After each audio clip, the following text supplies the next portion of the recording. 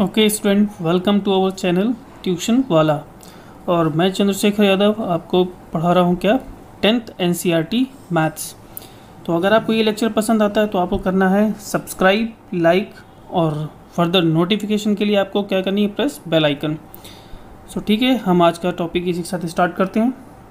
देखिए, वैसे मैं पढ़ा चुका था इतना भी, लेकिन वो वीडियोज़ बीच में ही बंद हो गया, टेक्निकल प्रॉब्लम, तो फिर मुझे दोबारा बनाना पड़ रहा है। तो इतना मैं एक्चुअल में इतना पढ़ा चुका था, ठीक है, लेकिन कोई नहीं, स्टार्ट करते हैं दोबारा। आज में क्या पढ़ना है, यूक्लिड डिवीज़न।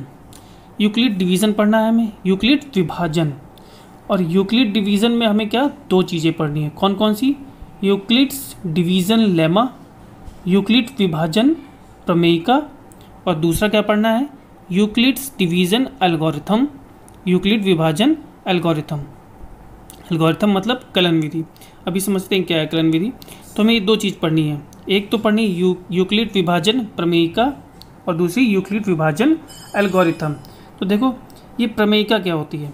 प्रमेयिका क्या है, एक कथन होगा, किसी भी काम को करने का एक क्या होगा, कथन होगा। कि जैसे आप क्लास में गए, ठीक है ना, आपसे ये कहा गया कि आपको स्कूल में जाना है और पूरे अनुशासन के साथ स्कूल में जाना है। तो आपने शुरू से लेकर अंत तक इस कथन पर, अनुशासन वाले कथन पर पूरा काम किया। तो क्या उस पूरे काम को क्या कहा हमने एल्गोरिथम। मतलब प्रमेयिका क्या है, एक कथन होगी, और एल्गोरिथम क्या हो, कथन के अनुसार किया गया पूरा काम होगा। ये क्या होगी, प्रमेयिका मतलब एक कथन। ये आपका नोट्स के लिए नहीं है, समझने के लिए, ठीक है ना। प्रमेयिका क्या है, कथन है। एल्गोरिथम क्या है, कथन के अनुसार किया गया पूरा काम। कलन विधि मतलब काम को करने की पूरी विधि, लेकिन किसके अनुसार, जो कथन हमें पहले बताया जा चुका है। तो इसका मतलब पहले हमें क्या पढ़ना पड़ेगा, हमें पहले एक प्रमेयिका पढ़नी पड़ेगी। जब तक हम कथन नहीं जानेंगे तब तक उसके अनुसार काम कैसे करेंगे। तो सबसे पहले हमें क्या पढ़ना पड़ेगा, यूक्लिड विभाजन प्रमेयिका। तो चलो हम स्टार्ट करते हैं यूक्लिड विभाजन प्रमेयिका। तो देखो, पहला हमने हेडिंग क्या डाली, यूक्लिड डिवीज़न लेमा, यूक्लिड विभाजन प्रमेयिका। तो अब इस प्रमेयिका को पहले समझते हैं, ठीक है ना, फिर इसकी हम कथन को लिखेंगे, जो बुक्स में आपके लिखा है, या फिर आपको जब अगर एग्ज़ाम में आता है तो एग्ज़ाम में लिखना पहले। लेकिन इसको क्या करेंगे, हम व्यवहारिक तौर पर समझेंगे, जो हम जानते हैं चीज़ें उसके अनुसार इसको समझेंगे।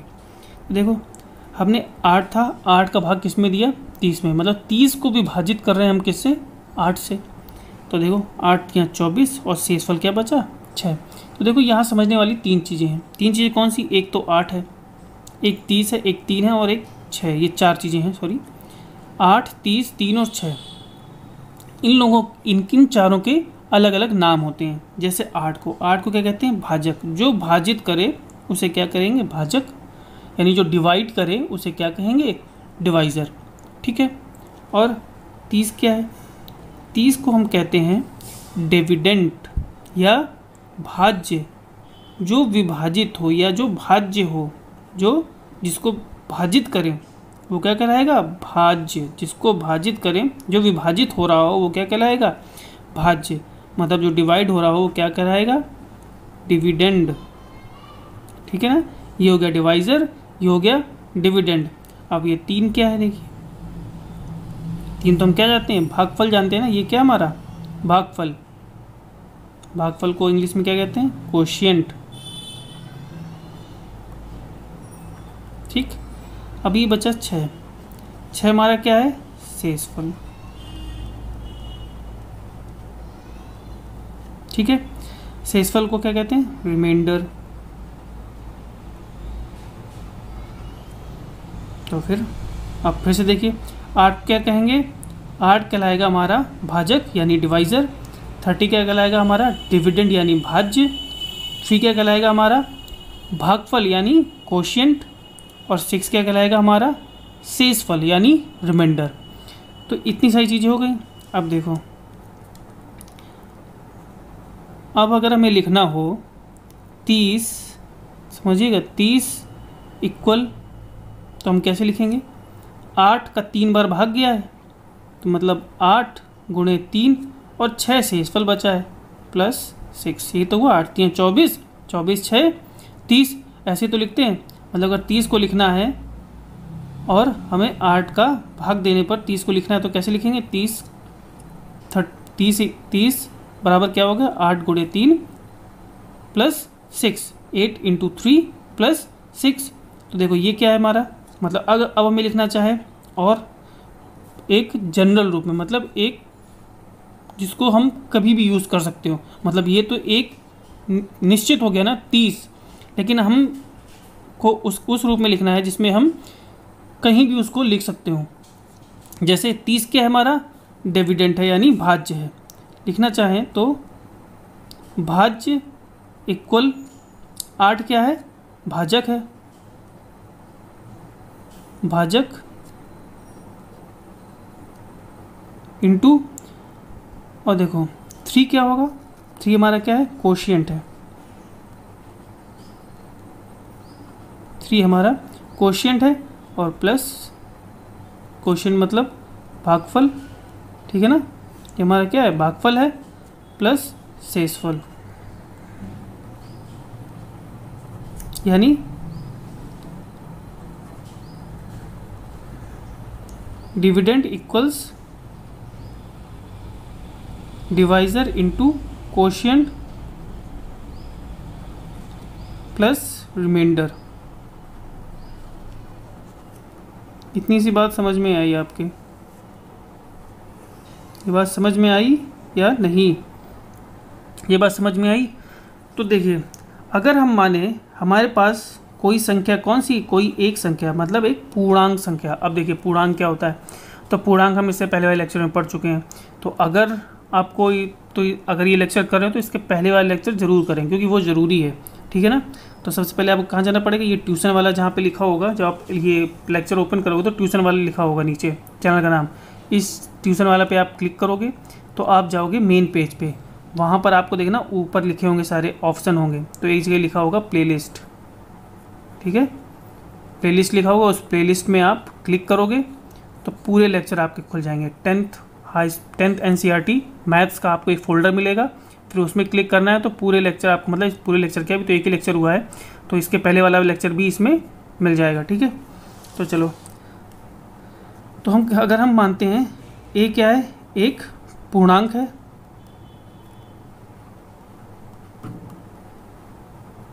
और बी भी एक पूर्णांक है, ठीक?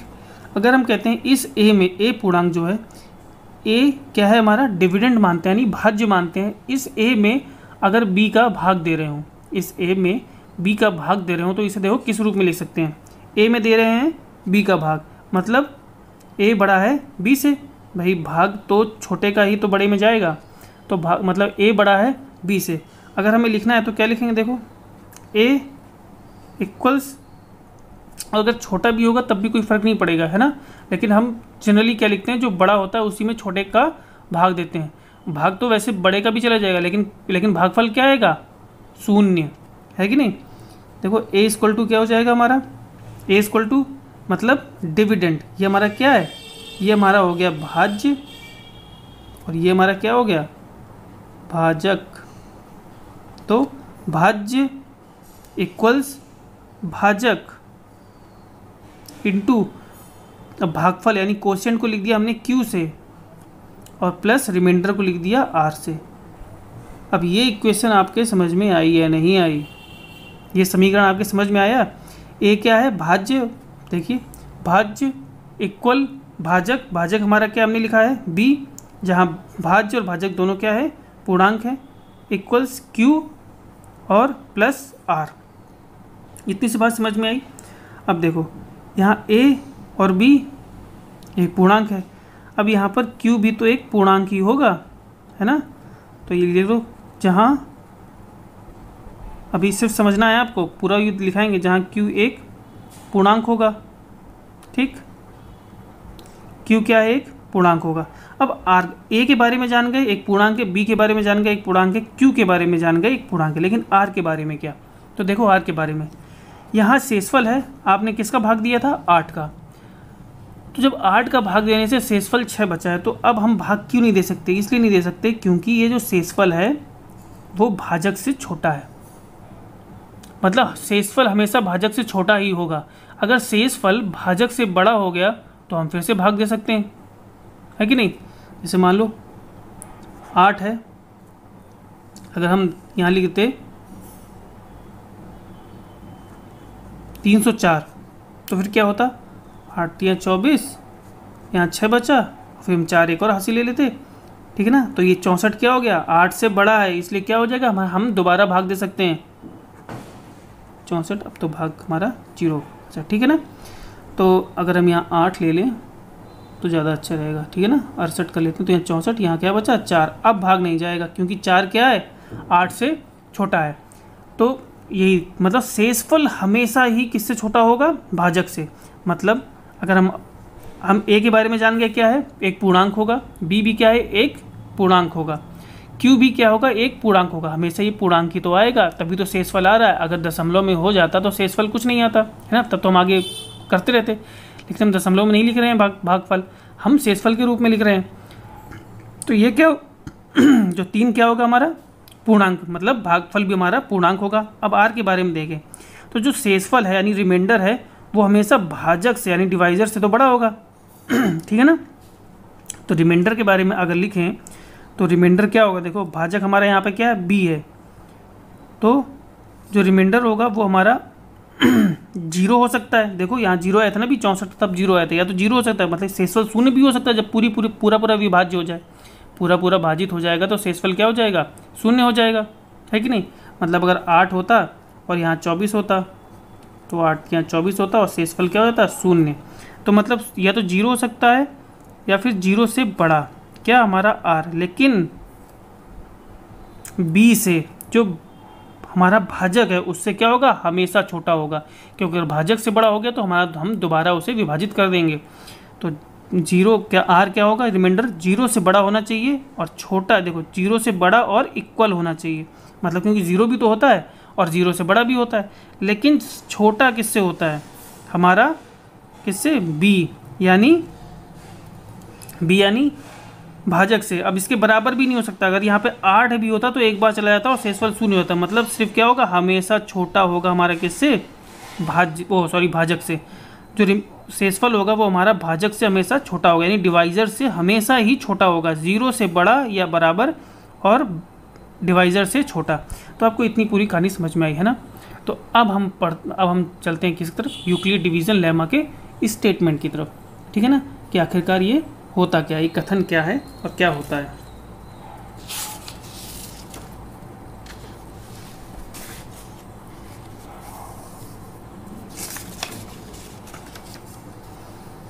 चलो तो देखो, अब कथन को देखो कि कथन क्या है।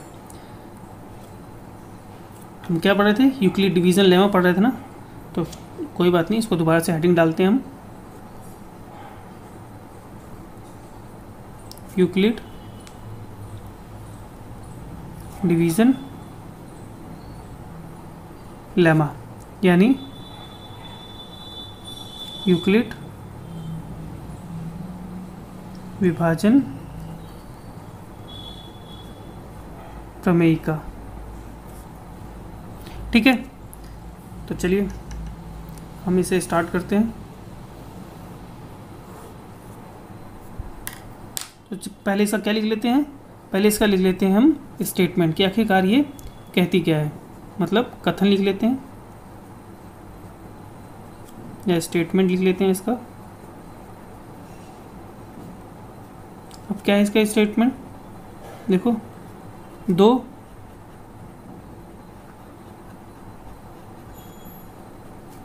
धनात्मक पूर्णांक A और B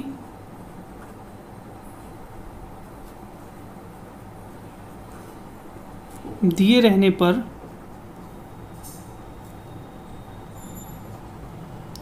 रहने पर ऐसी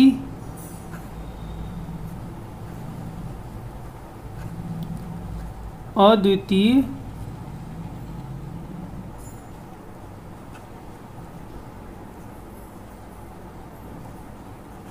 पूर्ण संख्याएं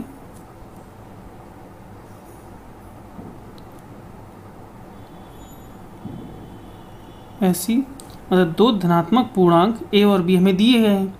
दो धनात्मक पूर्णांक हमें अगर ए और बी दिए, हमने देखा था ना ए और बी हमें दिए हुए थे, ए और बी हमें एक दो धनात्मक पूर्णांक दिए हुए थे। हाँ, ऋणात्मक भी तो पूर्णांक होते हैं, तो ए और बी क्या होंगे यहाँ पे, धनात्मक पूर्णांक। तो हमें दो धनात्मक पूर्णांक ए और बी दिए रहने पर क्या कहेंगे, ऐसी अद्वितीय पूर्ण संख्याएं, कौन कौन सी ऐसी अद्वितीय पूर्ण संख्याएं Q और R विद्यमान है कि, अब देखो इससे स्टेटमेंट समझो, पूर्णांक संख्याएं पूरी होती हैं, धनात्मक भी और ऋणात्मक भी। तो हमने क्या लिखा, दो धनात्मक पूर्णांक ए और बी दिए रहने पर हमें ए और बी दो धनात्मक पूर्णांक दिए गए हैं। अगर वो दिए गए हैं और हमें अब उसे क्या लिखना है, एक समीकरण के रूप में लिखना है, तो ऐसी अद्वितीय पूर्ण संख्याएं Q और R विद्यमान है। मतलब उसमें Q और R तो अपने आप विद्यमान हो गया है। देखो क्यों, क्योंकि अगर यहाँ पर अब देखना A इक्वल्स क्या हो गया, B Q प्लस R, ठीक है ना, समझ में आया ना, A equal to B Q plus r. अब ए और बी हमारी क्या थी, एक धनात्मक पूर्णांक संख्या थी, क्यू भी क्या होगी, एक अद्वितीय पूर्ण संख्या ही तो होगी, है ना, क्यू भी तो एक पूर्ण संख्या होगी और धनात्मक पूर्ण संख्या होगी। और आर के बारे में हमने देखा था, यहाँ पर यहाँ क्या है, देखो ए और बी क्या है, धनात्मक पूर्ण संख्या, ठीक है। अब बात करें हम बी की, क्यू की, तो क्यू को हमने क्यों लिखा है, सिर्फ पूर्ण संख्या। पूर्ण संख्या इसलिए लिखा है क्योंकि क्यू क्या हो सकता है, क्यू तो भाई ज़ीरो भी हो सकता है ना, क्यू तो ज़ीरो भी हो सकता है। अगर मान लो आपको 16 का भाग देना है किसमें, 8 में, तो आप कैसे दोगे, शेषफल 8, भागफल क्या हो गया, शून्य।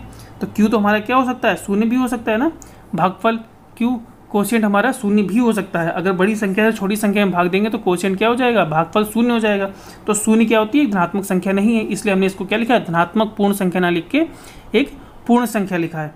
और आर के बारे में हमने पढ़ रखा है, आर क्या होगा हमारा, या तो ज़ीरो होगा या ज़ीरो से बड़ा होगा, यानी ज़ीरो से बड़ा होगा या इक्वल होगा आर, और छोटा किससे होगा, बी से, यानी बी से यानी हमारा डिवाइजर से, यानी भाजक से, जो भी भाजक होगा उससे क्या होगा, हमारा छोटा होगा आर।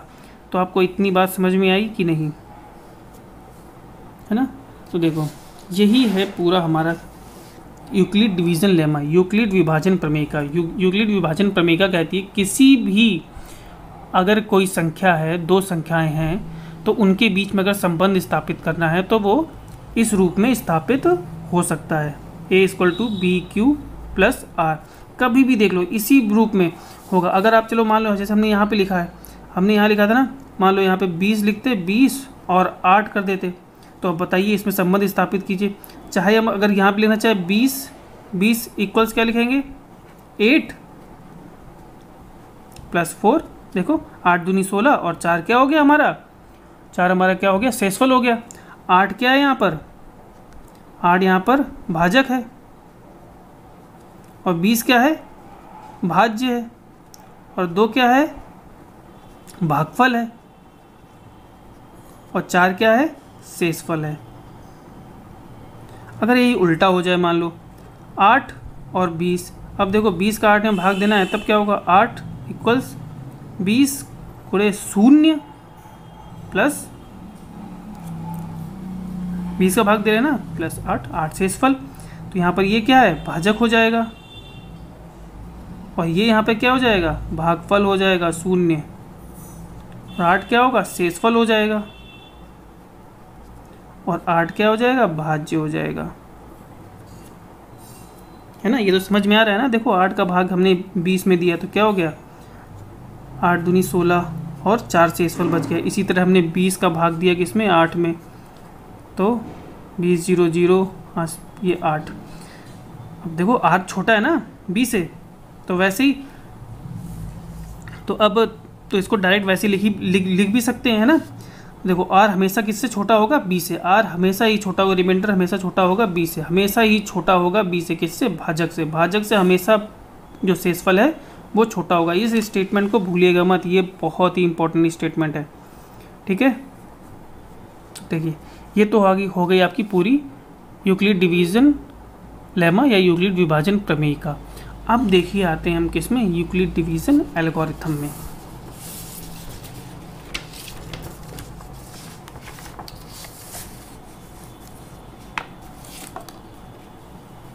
तो चलिए हम पढ़ते हैं अब क्या, यूक्लिड डिवीज़न एल्गोरिथम।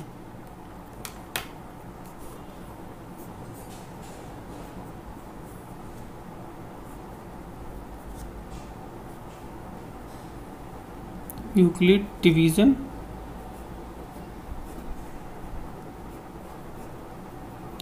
एल्गोरिथम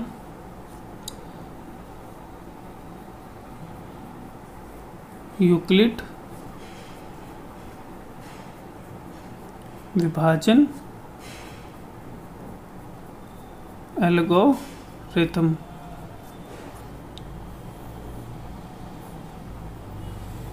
तो हमने बताया था कि जो हमारी यूक्लिड डिवीज़न लेमा यानी यूक्लिड विभाजन प्रमेयिका थी वो क्या था, एक कथन था। और ये क्या है, एल्गोरिथम एक काम है। तो कौन सा काम, चलो पहले हम इसके एल्गोरिथम देखो क्या है। एल्गोरिथम का मतलब समझो, इसी तभी तो सब समझ में आ जाएगा। एल्गोरिथम का मतलब है हर कार्य को प्रारंभ से लेकर खत्म होने तक कुछ स्टेप होते हैं। किसी भी काम को हमें करना है तो क्या होगा, प्रारंभ से लेकर अंत तक कुछ हमारे स्टेप्स होंगे। तो उस स्टेप्स को ही स्टेप बाय स्टेप 1 2 1 के बाद 2 करना है, 2 के बाद 3 3 के बाद 4 4 के बाद 5, उसी स्टेप को फॉलो करना क्या कहलाता है हमारा। अब ये स्टार्ट से था, स्टार्टिंग और एंडिंग तक पूरा जो हमने एक स्टेप बाय स्टेप उसको बता दिया कि ऐसे इसके बाद ये करना है। जैसे खाना है, पहले खाने के पहले हाथ धुलना है, ठीक है ना। हाथ धुलने के बाद फिर जब खाना खाना है, खाना खाने के बाद फिर जाकर हमें हाथ धुलना है, ठीक है। उसके 40 मिनट बाद हमें पानी पीना है। तो ये हमारा क्या है, ये क्या था हमारा पूरा स्टेप बाय स्टेप क्या था, खाना हमें बहुत ही सहूलियत के साथ खाना चाहिए, ठीक है ना, नियमानुसार। अब हमने क्या किया, इसको स्टेप बाय स्टेप में तोड़ लिया। ये पूरा क्या कहलाया, एक एल्गोरिथम कहलाया। स्टेप बाय स्टेप हमने काम को शुरू किया और शुरू से क्या किया, अंत किया। तो अच्छा ठीक है। तो अब हमें क्या समझना है, ये तो खाना खाने वाली बात थी। तो आखिरकार हमें यूक्लिड डिवीज़न एल्गोरिथम से कौन सा काम करना है, अब तो ये समझना पड़ेगा ना। सब ये जानना बहुत ज़रूरी है, आखिर कौन सा काम है जिसके चरण बताता है हमारा यूक्लिड डिवीज़न एल्गोरिथम। तो देखो किसके चरण बताता है, लिखो अब यूक्लिड विभाजन एल्गोरिथम 2 धनात्मक पूर्णांकों, देखो धनात्मक बार पूर्णांक आ रहा है और हम इसके पहले पूर्णांक पढ़ चुके हैं, है ना। पूर्णांकों का HCF हाईएस्ट कॉमन फैक्टर जानते हैं ना इसे, ये चीज हाईएस्ट कॉमन फैक्टर। और प क्या कहते हैं, महत्तम समापवर्तक, ठीक है ना। यूक्लिड विभाजन एल्गोरिथम 2 धनात्मक पूर्णांकों का HCF या मासापा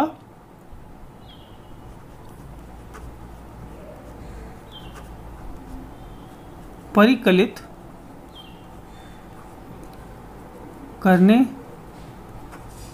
की एक तकनीक या हम इसे क्या कह सकते हैं, विधि भी कह सकते हैं, है ना, विधि है। मतलब अब देखो हमें अब यही मालूम पड़ गया काम क्या करता है। ये काम क्या करता है, 2 धनात्मक पूर्णांकों का क्या निकालता है, हाईएस्ट कॉमन फैक्टर यानी महत्तम समापवर्तक निकालता है। कौन, हमारा एल्गोरिथम। इसमें स्टेप किसके बताए जाएंगे? हाईएस्ट कॉमन फैक्टर को निकालने के क्या बताए जाएंगे? स्टेप्स बताए जाएंगे हमारे किस में? यूक्लिड विभाजन एल्गोरिथम में। तो देखो इसके लिए आपको एक चीज़ और समझनी पड़ेगी। समझनी क्या पड़ेगी हमें कि ये हाईएस्ट कॉमन फैक्टर होता क्या है। हाईएस्ट कॉमन फैक्टर तो आपने पढ़ा होगा। देखो ये हो गया, अभी हमारा ये जो क्या हुआ पूरा नहीं हुआ, ठीक है ना। इसका हम अभी देखेंगे। इसका ये तो हो गया पूरा अपना स्टेटमेंट, इसका भी HCF। अब हम इसको एग्जांपल से समझेंगे आखिरकार कैसे हम निकालते हैं क्या हाईएस्ट कॉमन फैक्टर, किससे?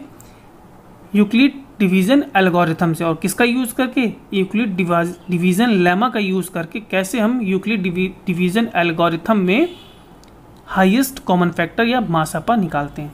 लेकिन उससे पहले आपको मासपा जानने की थोड़ा ज़रूरत पड़ेगी, तो हम एक बार मासपा देख लेते हैं। मासपा होता क्या है ना। देखो मासपा अभी हमने देखा, क्या होगा इसको जल्दी देखेंगे। महत्तम समापवर्तक। महत्तम समापवर्तक मतलब ऐसी बड़ी से बड़ी संख्या निकालनी है जिससे दोनों संख्याएं हमारी क्या हो जाए? पूर्णतः विभाजित हो जाएं।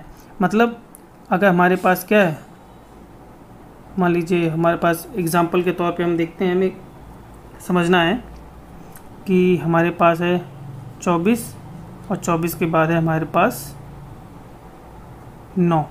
अब हमें देखिए 24 और 9 दो संख्याएं हैं। अब इन दोनों में हमें हाईएस्ट कॉमन फैक्टर या मासपा निकालना है। तो देखो इसके पहले सबसे पहले हमें क्या करना पड़ेगा? इसके बताइए गुणनखंड क्या है, मतलब कौन सी भाई ये तो निकालना है सब बड़ी से बड़ी संख्या जो दोनों को विभाजित कर दे। तो पहले देखते हैं इसको कौन सी संख्या विभाजित करेगी। 2 भी विभाजित कर सकती है, और 2 के बाद और कौन सी विभाजित करेगी? 4 भी, 3 भी करेगी, 4 भी करेगी, 8 भी करेगी, 12 भी करेगी, है ना। और फिर उसके बाद 24 करेगी। यही तो संख्या है जो उसको पूर्णतः विभाजित करेगी। देखो 2 भी पूर्णतः विभाजित करेगी, मतलब शेषफल 0 पूरा काट देगी। 3 भी पूरा काट देगी, 4 भी, 8 भी, 12 भी और 24 भी, ठीक है। और 9 की बात करें तो इसमें देखो 3, यहाँ 1 भी तो होगा, 1, और यहाँ पे कितना? 1, 3 और 9। सिर्फ यही 3 संख्याएं तो होंगी जो 9 को पूर्णतः विभाजित करेंगी। तो और हमें क्या निकालना है? बड़ी से बड़ी वह संख्या, ठीक है ना। ये हमारे क्या कहलाते हैं? जैसे महत्तम समापवर्तक है, महत्तम समापवर्तक है ना, तो हमारे क्या कहलाते हैं? अपवर्तक, ठीक है ना। ये हमारे कहलाते हैं अपवर्तक या हाईएस्ट कॉमन फैक्टर है, तो ये हमारे क्या कहलाते हैं? फैक्टर। यानी इनको हम गुणनखंड भी कह सकते हैं, ठीक है। क्या कहलाते हैं? गुणनखंड। गुणनखंड क्या होते हैं? ऐसी संख्याएं जो दी हुई संख्या को पूर्णतः विभाजित करते हैं। तो ये संख्याएं हैं दोनों जो पूर्णतः विभाजित कर रही है। अब हमें क्या निकालना है? हमें निकालना है, अब देखो समापवर्तक क्या होगा। अगर हम बात करें समापवर्तक की या फिर कॉमन फैक्टर की,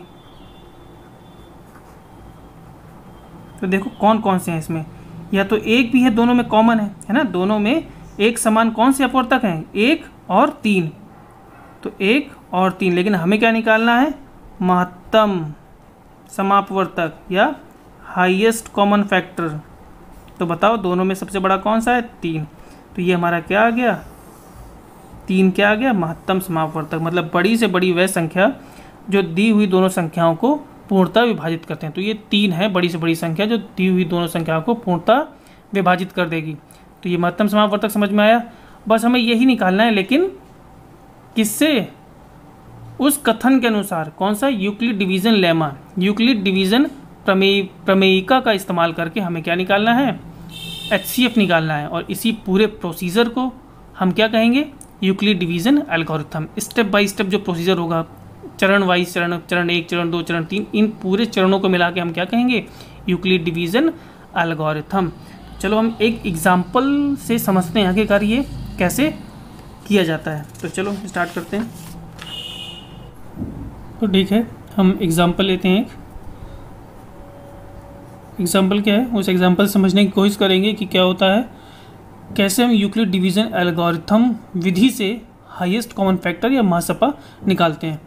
देखते हैं हमारे पास दो संख्याएं कौन सी लेते हैं, 455 और 42, ये दो धनात्मक पूर्ण संख्याएं ले ली हमने। कौन सी? दो धनात्मक पूर्ण संख्याएं हैं।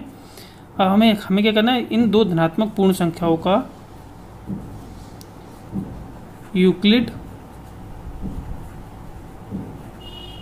डिवीजन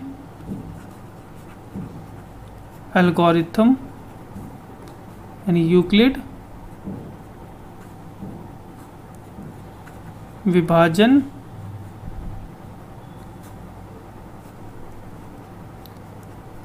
एल्गोरिथम विधि से HCF हाईएस्ट कॉमन फैक्टर और मासापा निकालिए। चलिए अब हम देखते हैं। अब सबसे पहले हम क्या देखेंगे भाई? 455 और 42 है, तो हम यहाँ सॉल्यूशन या उत्तर है ना करने की कोशिश करते हैं। देखिए, तो सबसे पहले कहेंगे 455 हमें पता है बड़ा है किससे? 42 से। तो चरण 1 देखिए,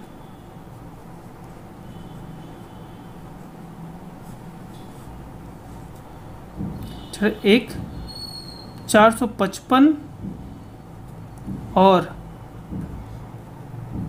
42 में यूक्लिड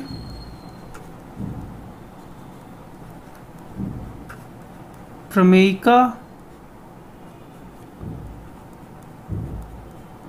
लगाने पर, अब देखिए 455 और 42 में हमें यूक्लिड प्रमेय का लगानी है। तो 455 को 42 के रूप में लिखना है, यानी 455 हमारा क्या हो जाएगा? 455 हमारा भाज्य और 42 क्या हो जाएगा? भाजक। तो फिर हमारा क्या आएगा? कुछ भागफल आएगा और कुछ शेषफल आएगा। तो हमें क्या लिखना है? भाज्य को भाजक और भागफल और शेषफल के रूप में लिखना है। तो देखो पहले हम देख लेते हैं यहाँ पे भाग देके 42 का भाग दिया किसमें? 455 में। तो 42 यहाँ का बचा 3, यहाँ से हमने 5 लिया, अभी भी भाग नहीं गया, यहाँ आया 0। तो अब देखो ये हमारा शेषफल क्या आ गया? 35। और हमें ये पता है शेषफल हमेशा किससे? भाज्य से छोटा होता है। देखो 35 छोटा है 42 से, हमेशा ऐसा होगा। अगर ये बड़ा होता तो हम फिर से भाग देते, लेकिन ये छोटा है तभी ये क्या कहलाया? शेषफल कहलाया। तो चलो ठीक है, लिख लेते हैं फिर इसी में 455 यानी भाज्य इक्वल्स भाजक यानी 42 इंटू भागफल यानी 10 और प्लस शेषफल यानी 35। ये हो गया। ये हमारा क्या था? भाज्य। ये क्या था? भाजक। और ये हमारा क्या? भागफल। और ये हमारा क्या? शेषफल। ठीक है। अब देखो ये हमें चरण तब तक दोहराना है जब तक, यही अपने स्टेप हमें तब तक दोहराने हैं जब तक हमारा शेषफल क्या जो रिमाइंडर आ जाए वो 0 ना आ जाए। जब तक हमारा ये शेषफल 0 ना हो जाए तब तक हमें ये स्टेप दोहराने होंगे। अब देखो दोहराते समय क्या, जब हमने यहाँ पे कर लिया 42 और 455 में, हमें दूसरे कौन से जो संख्या है उनमें हमें संबंध मालूम है। हमें तो भाजक और शेषफल के बारे में संबंध मालूम है ना, बस कि शेषफल हमेशा छोटा होगा किससे? भाजक से, या भाजक हमेशा बड़ा होगा शेषफल से। इन्हीं दोनों के बारे में तो हमें मालूम है, ये इन दोनों के बारे में तो हमें पक्की इन्फॉर्मेशन है, पक्का हमें मालूम है कि भाजक बड़ा होगा शेषफल से। तो देखो चरण 2 में क्या करेंगे? चरण 2 यानी स्टेप 2 में हमें क्या करेंगे? क्योंकि शेषफल 35 इज नॉट इक्वल टू 0, कि हमें तब तक कब तक दोहराना है? जब तक हमारा शेषफल 0 ना आ जाए, शून्य ना आ जाए। क्योंकि शेषफल 35 इज नॉट इक्वल टू 0,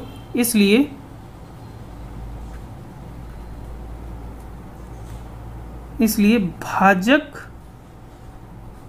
42 और शेषफल 35 में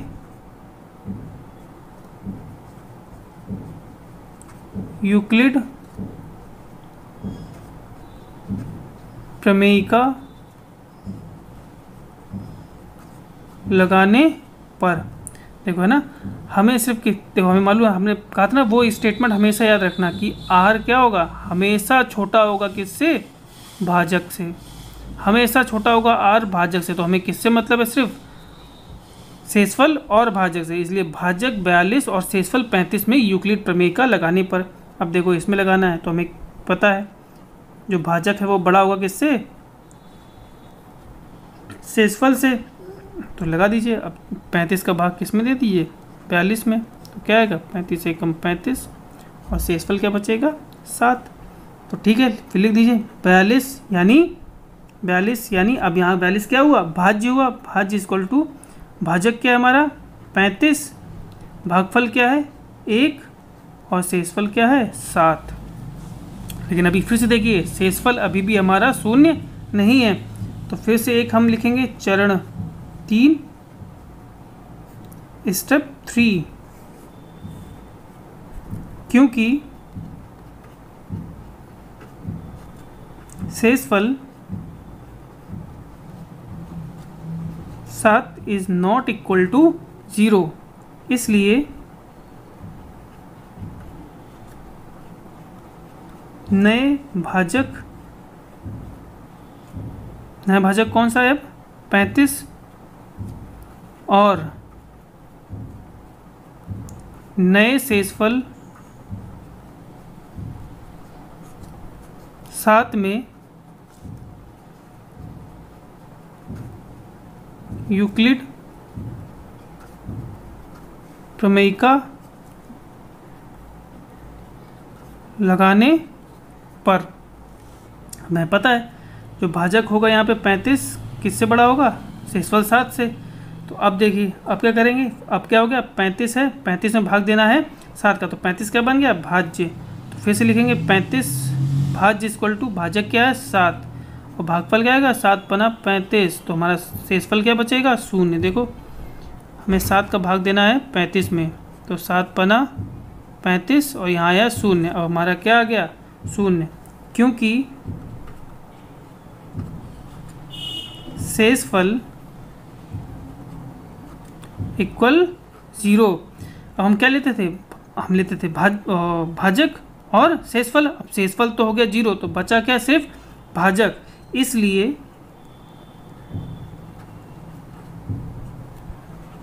भाजक 7 क्या बन जाएगा, हाईएस्ट कॉमन फैक्टर या मा सा पा।